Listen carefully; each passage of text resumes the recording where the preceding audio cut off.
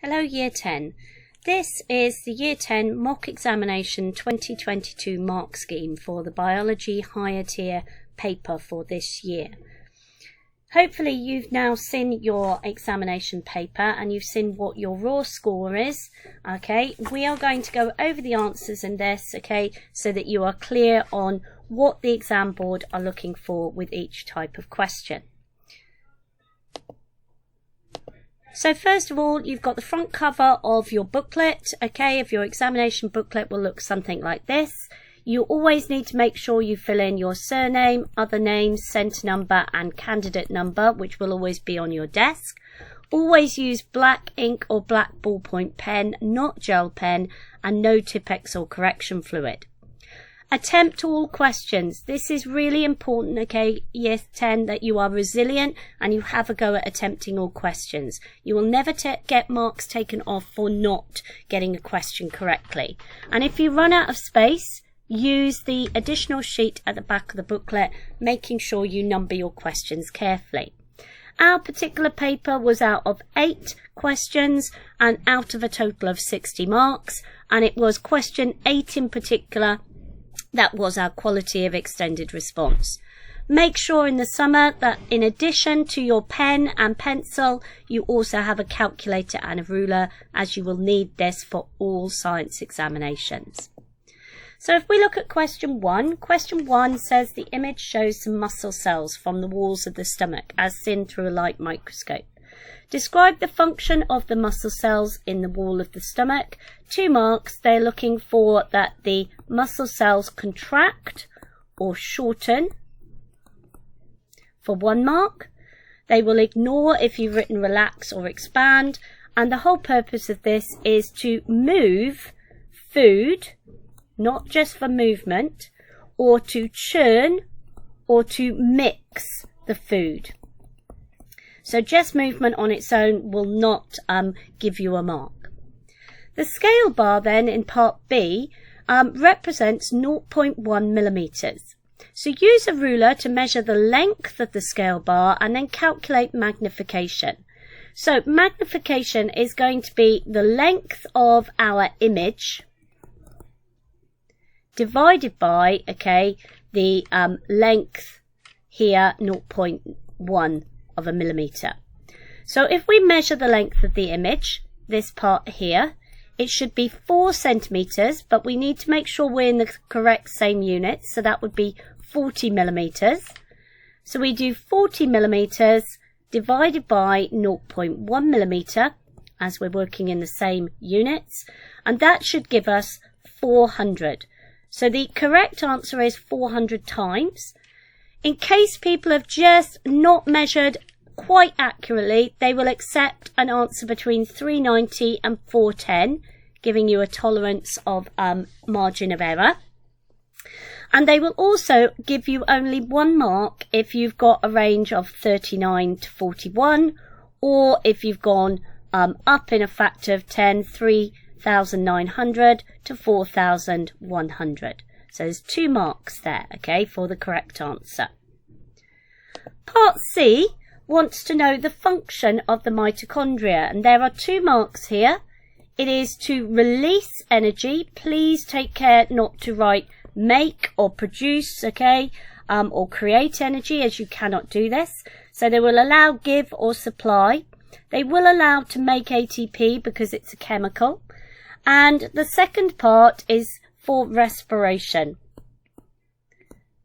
It should be for aerobic respiration. They will accept just for respiration by itself, but if you put anaerobic respiration, you will not get the mark. The function of ribosomes, okay, is to make protein, and in particular they will allow the name of a protein, an enzyme in this particular case. Suggest why the ribosomes cannot be seen through a light microscope, because they are too small or very small, or they will allow that the light microscope doesn't have sufficient magnification or resolution, or that ribosomes are smaller than mitochondria. They will not allow it's not sensitive enough, or ignore that ribosomes are transparent. So this is out of 8 marks, the first question. And there we can see the mark scheme, so you can check those against them. Second question is also on the microscope. So if we look at this one here, it first of all says it shows the part of a root from a cress plant. The type of microscope used was an electron microscope. They will not accept an electric microscope. And they want you to calculate the real length of the root hair X. So if we measure this distance here, it should be 3 centimeters. We're going to convert that to millimeters, 30 millimeters. It tells you there are 1,000 micrometers in 1 millimeter. So if 1 millimeter is 1,000, and there's our funny symbol for micrometers, then 30 millimeters are going to be 30,000 micrometers. So we do 30,000 micrometers, and we're going to divide it by our magnification, which is 200, apologies, and we should get an answer of 150 micrometers. Always write the answer in the answer box here. That would get you 2 marks. If you've shown the correct workings here but ended up with the wrong answer, we will give you 1 mark. Or equally, if you're out by a factor of tens, hundreds or thousands, so they will accept 0.015, 0.15, 1.5 or 15. They will actually give you 1 mark, okay, for those answers there. Or if there's been an incorrect measurement, okay, of line X here, okay, they will give you 1 mark. So that question is out of 3 marks. And there we can see the mark scheme. Question 3 then. This one is all about movement of substances across cell membranes. So there are 3 ways that substances can move: diffusion, osmosis, or active transport. So it tells us here, the table shows you the concentration of 4 ions outside and inside cells. If it's going from high to low, it's going to be diffusion. If it's going from low to high, it will be active transport, and osmosis is only the movement of water molecules. So we know that it definitely can't be the movement by osmosis, because it's asking you for the movement of sodium and potassium ions, what process. If we look at sodium, it's going from outside the cells, okay, to inside the cells, is going from high to low. So that has got to be diffusion. Whereas potassium is going from low to high. In order to get the molecules to move against the concentration gradient, it has to be by active transport. So the students investigated the different concentrations of sugar in 4 drinks called A, B, C and D on the movement of water. This is the key here. So it is talking about osmosis. That should be the first thing that comes into your head, across a partially permeable membrane. So they made 4 bags from artificially permeable membrane, which is what we call our Visking tubing that we've used in our experiments. And they put into each bag 5% sugar solution. They weighed the bag at the start. They placed each bag in each one of the drinks, and then after 20 minutes they reweighed them. So here we can see our diagram showing the apparatus, and there are 3 marks to explain why the bag in A got heavier after 20 minutes. So the first thing you're going to need to say is you can either say the concentration of sugar in the bag was higher than the sugar outside in the drink, or a better way to say it is that there was a higher concentration of water. I'm abbreviating here, so please don't abbreviate in your exam. Outside the bag than inside. That would get you your first mark. The second mark, so water moved into the bag or tubing, into bag. And the third mark by osmosis. If this was out of 4 marks, they would also expect through a semi-permeable membrane that I've abbreviated here with SPM, semi-permeable membrane. In which drink would you expect the bag to show the smallest change in mass? It's going to be in bag B for 1 mark. And the reason why is because this has got the closest concentration to the sugar solution in the bag.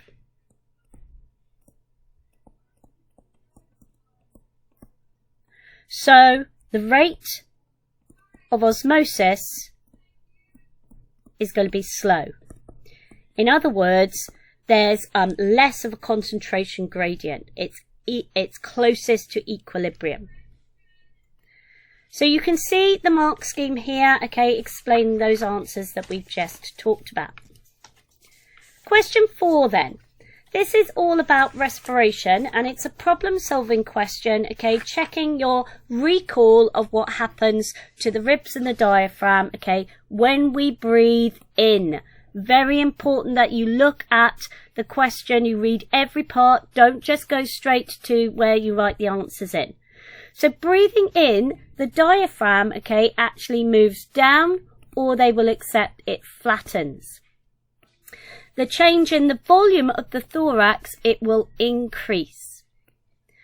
So if we then look at alveoli, the structure of alveoli, we've got a comparison here wanting you to describe one difference between the alveolus from a person without emphysema here. So this is the normal, if you like, healthy person, and somebody with emphysema. So what they're looking for is that the person without emphysema has a larger surface area. Okay, so that's without emphysema. Make sure you are saying which person you are relating to, okay? Because if you just said larger surface area, they wouldn't know whether you were talking about the person with or without emphysema. They will also accept, okay, the reverse. So if you said a smaller surface area in the person with emphysema, or you could say the walls between the alveoli start to disintegrate or fluid accumulates in the alveoli. Now, relating this to the job of the alveoli and what happens to somebody with emphysema when they find exercise difficult, this is 3 marks. In a person with emphysema, if there's less surface area, less oxygen can get into the blood. So therefore, there's less respiration, aerobic respiration. Therefore, there's less energy released for exercise. Now notice in that answer, I've put less.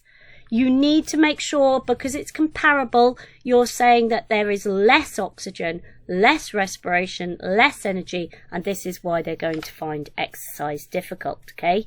Very important you did that. And there you can see the mark scheme for question 4.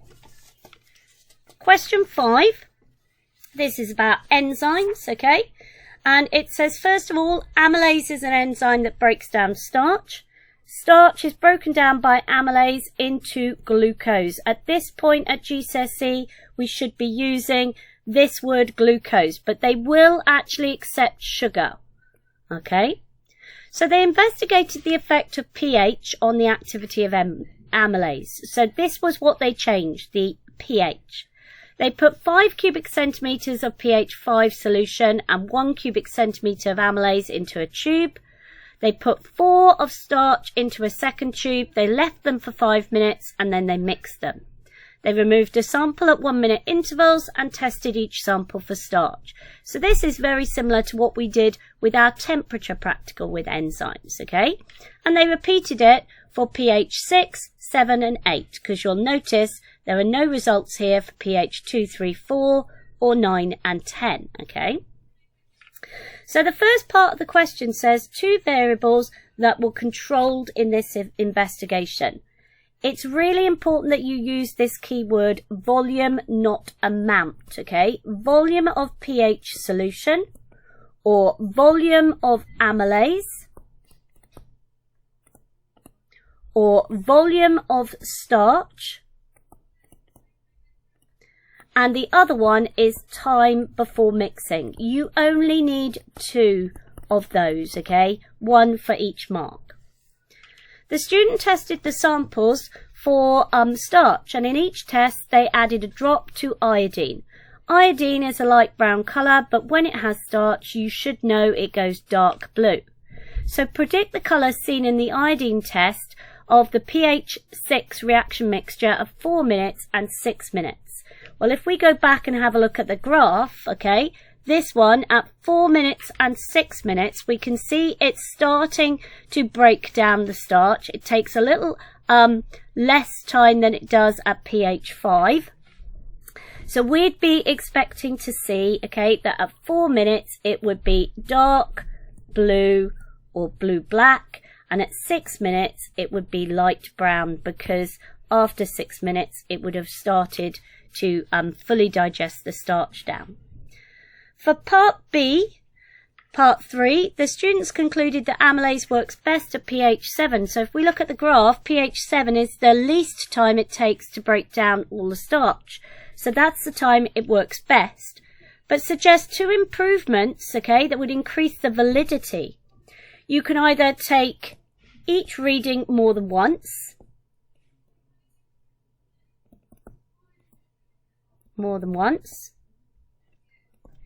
You could use a colour standard to decide the endpoints, because people will have different perceptions of when the colour changes, okay? So it's about colour standards.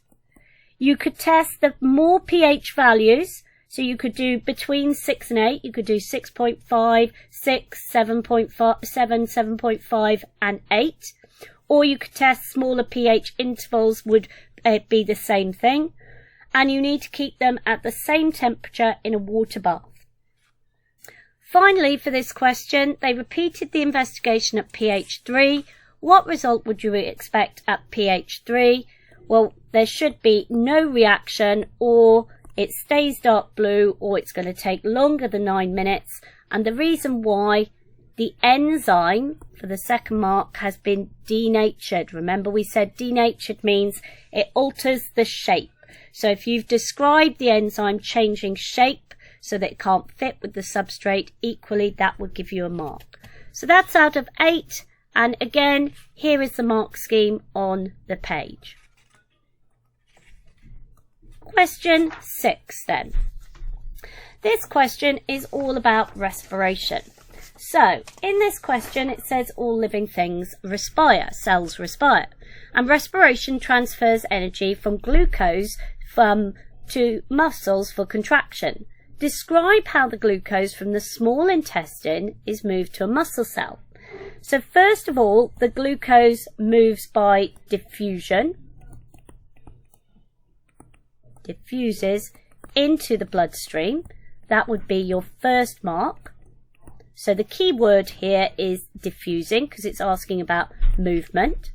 And the second mark, okay, the blood delivers this to the muscles. Delivers the glucose to the muscles. And it's as simple as that, okay? There's paraffin on top of this tube here, and they're looking at anaerobic respiration, okay? That should be screaming out to you, no oxygen. So the whole purpose of the liquid paraffin is to stop air getting in, any oxygen getting in here. Second part, the indicator in tube B shows changes in the concentration of carbon dioxide. It would be blue when it's low, green when it's low, and yellow when it's high. So during tube B, during maximum rate of anaerobic respiration, okay, which box would it be? It would be yellow, because anaerobic respiration is without oxygen, okay, so it should be high CO2. Suggest how the experiment could be changed to give a reproducible way to measure the rate of the reaction, and include any apparatus you would use. It's worth 2 marks. If you were to collect the carbon dioxide gas using a measuring cylinder, so to collect the CO2 gas, either with an upturned measuring cylinder, or you can use a gas syringe, which you will have seen in chemistry, and you can then measure the volume of gas released in a certain time period. So that's what they're looking for there. So it's looking at alternative ways, very similar to the hydrogen peroxide and liver practical that we did at the start of the unit on enzymes. Compare anaerobic respiration in a yeast cell with anaerobic in a muscle cell. There are 3 marks here. Yeast cells, okay, produce alcohol or ethanol, produce ethanol, whereas your muscle cells produce lactic acid. So that would be your first mark. Yeast cells produce CO2, but our muscle cells do not in anaerobic respiration. And the third mark, both release small amounts of energy. Because it's anaerobic respiration, it's less efficient. Small amounts of energy. So that question is out of 8 marks. We're now going on to question 7. Question 7 is looking at osmosis. Okay, so there's the mark scheme for question 6. So this time we're taking potato and we're putting potato, okay, cylinders of potato like you did in your lesson, into different concentrations of sugar solutions, so 0.6, 0.4, 0.2 and 0.8. You've got equal volumes, you're weighing each potato cylinder before you put it in, and then you will dry it and reweigh it at the end. So these are your results. The first thing it wants you to do is to be able to calculate a percentage change. So in order to calculate a percentage change, we need to know what the change in mass was to begin with, 0.15 grams, divided by its initial starting mass, which is 1.35 grams. And because it's a percentage, you're going to times by 100. So we should get 11.1%, okay? Because it's showing all the other answers to 1dp, please make sure that you show yours with 1dp also. Use the same procedure that they've used in their table. It then wants you to take this data and plot just this percentage change against the concentration of sugar solution, okay, here. So we can see our graph here.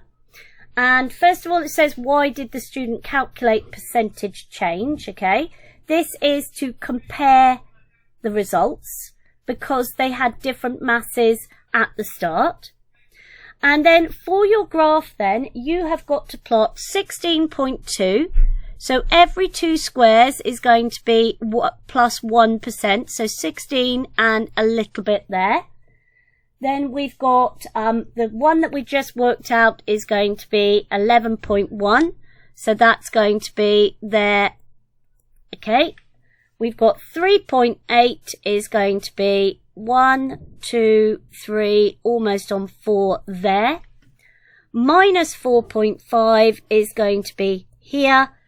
And minus 9 is going to be 2 little squares up. So we should put our scale on here, which is 0.2, 0.4, 0.6, 0.8, and that's going to be our concentration of glucose. We need to put the right units in there, which is moles per decimeter cubed. The points need to be plotted, and our line of best fit is pretty much almost a straight line. Apologies that mine's so wobbly. I'm trying to do it on a screen that's upright like that. So that should be a dead straight line, no wiggles like mine on there, okay, for those marks. And it's worth 4 marks, okay? And it's basically, you have to have all 5 points correctly plotted, the axes with a correct scale and label, and a line of best fit. If you've got 1 mistake in terms of plotting your points, okay, you only get 1 mark rather than 2 marks. Then it says, use your graph to estimate the concentration of solution inside the potato cell. Well, if I go back to the graph, where it crosses the x-axis here, which is bang on halfway at 0.5, is it's neither gaining nor losing mass. So this would be the concentration to estimate inside the potato cells. Explain why the percentage change results are positive and negative. Well, it's because between 0.0 and 0.4, there's more water outside than in, so water moves into the cell. So that's going to be positive. But between 0.6 to 0.8, water moves out of the cell. So that's going to be negative. And the third mark, that this water is moving by osmosis. Okay. Finally, for the last part, give two possible sources of error given in the method. Okay. That you could have got mistakes in the concentrations of solutions. So if people had been using pipettes from a stronger solution or a weaker solution, they will have contaminated it. The drying of the chips, they might not have dried them enough, okay, or they may have soaked them for too long on the paper towel so it absorbs water. The accuracy of the balance. And if they didn't put cork or cotton wool in the top of the tubes, you get evaporation of the water, making the solutions that are left behind stronger. So that's out of 13 marks, that question. And there we've got the answers in the mark schemes. Finally, your essay question for question number 8, okay? This is showing you two word equations of the two types of cell respiration that we've talked about in the unit on respiration and the respiratory system. You should instantly recognize that this one is for anaerobic respiration because it's without oxygen, and the one above it is for aerobic respiration. They want you to name, first of all, the type of respiration shown in equation 1 and 2. So one easy mark is you just say equation 1 is aerobic, equation 2 is anaerobic. Write an account explaining when each occurs in the human body and include any advantages or disadvantages. So, because this is the QER question, quality of extended response, they are expecting you to use full sentences with capital letters and full stops. So, first of all, indicative content. You would get 1 mark if you said what each equation shows. Only 1 mark. When we're talking about aerobic respiration, it is occurring all of the time in our body cells when oxygen is available. So because we're breathing oxygen all the time, it is happening all the time.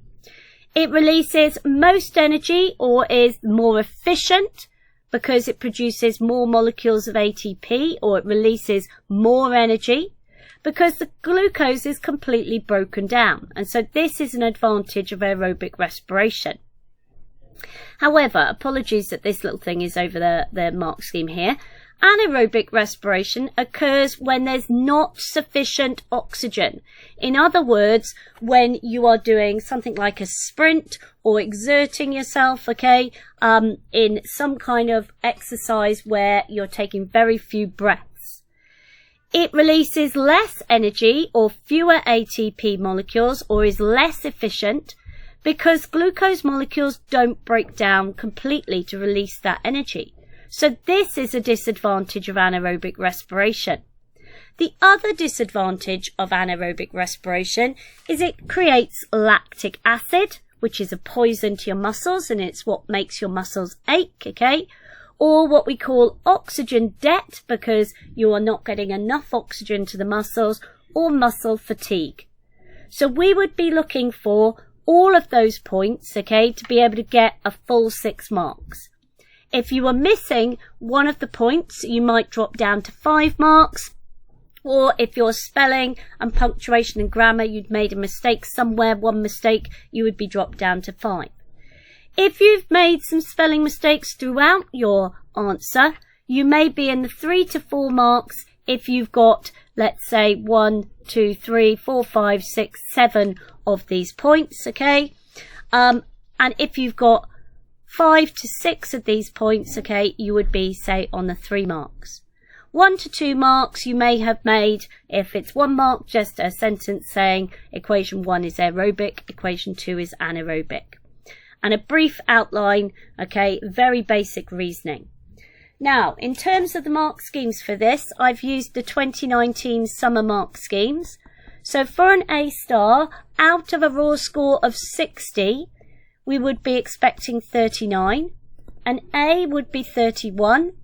A B would be 23, a C would be 15, a D 8, and an E, which we don't normally give, okay, on higher tier, would be 5, okay. Basically, if you drop off the edge of the grade boundaries in the real exams, okay, you end up with a U. So it's really important that we enter you for the correct exam. What's important for you is to look at how many marks you are off of the next grade. So let's say you scored 37. You're going to be 2 marks off of an A star. So you're doing really well. Look at the areas that you can develop, okay, that you can improve on to make sure that you can gain those additional marks to push you up to the grades that you are going to be happy with, okay, in your GCSE examination. Thank you, Year 10.